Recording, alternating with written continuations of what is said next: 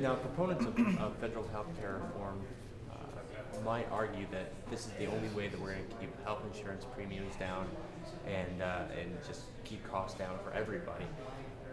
What's the argument against that? And what is the alternative solution to a healthcare mandate? What would Republicans or those who don't like the mandate do to keep costs down? You know, the same argument has been used in a variety of contexts, perhaps most famously for the United States Postal Service, which every year asks for rate increases and is now talking about discontinuing Saturday service. So if you think the Postal Service is a good model, then Obamacare's is perfect for healthcare. But the reality is that even though the words choice and competition, words that I'm sure Obama finds it very difficult to say, are nonetheless the mantra for this plan, and there is no choice and no competition involved at all. There is a very, very simple solution. A lot of entities use health savings accounts where essentially you place money into a savings account for individuals to pay for their own health care needs, and you negotiate the companies that provide these policies provide catastrophic health coverage and negotiate lower rates with doctors. By placing power in the hands of the consumers and responsibility in the hands of consumers, and by forcing doctors to compete for their business, you do lower rates. And if we made this type of system universally available and allowed interstate competition among health insurers, which is forbidden right now, we would have a much more affordable and accessible system, and we would not need this monstrosity.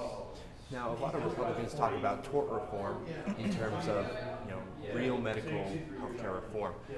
What place do you think that would play in keeping costs down? I do think that tort reform is absolutely essential. Again, however, this is traditionally a state issue rather than a federal issue, and I'm always worried about a one-size-fits-all system for anything coming out of D.C. So I think that tort reform would certainly lower medical costs.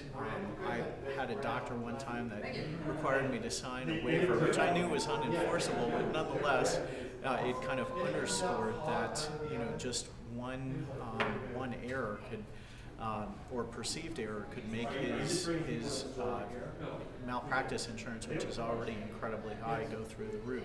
So I think it's a factor, but I really think that structural reform with interstate competition and allowing the far greater use of health savings accounts would really do the job. Right. Now, as far as the lawsuits get, what are the odds that they land in the Supreme Court? I think the odds are overwhelming. Even liberal Democrats have predicted that they will end up in the Supreme Court. And right now, we have a court that is the best Supreme Court in our lifetimes. We also have a court that is divided 5-4 on many issues. And so it's one where I like our odds. They've done some tremendous things recently to protect individual freedom against the McCain-Feingold campaign finance law and other areas where the federal government has overgrown its boundaries. One area in particular where this court is exceptionally good is the area of federalism. This court has upheld state autonomy against the federal government repeatedly. So if we have the same 5 justices up there when this case goes up there, I like our odds. Okay, so how long do you think it might take before it does end up there? Years? It will probably take 2 or 3 years before a case works up to the Supreme Court. It could move faster. One of the current lawsuits, the Virginia lawsuit, already has been briefed and argued in the Eastern District of Virginia. So we will have our first trial court decision in one of these cases very shortly. Things are moving along rapidly in the other cases, and we'll be catching up in Arizona as well. Okay. And last question. I don't know if this is your area of expertise, but might as well get your opinion. A lot of Republican lawmakers who are running for the House or Senate or whatever, they're talking about repealing the bill if the GOP takes the House and maybe the Senate. any chance that repeal could actually happen? Well, I think that repeal could happen. This is the sort of wave that could end up helping to elect a different president in 2012. And unfortunately, that is necessary in order to outright repeal the law. But there's something short of that that a Republican or a more conservative Congress could do, and that is to starve this thing to death. One of the nice things about the program is that most of the facets of it don't begin until 2014 or later.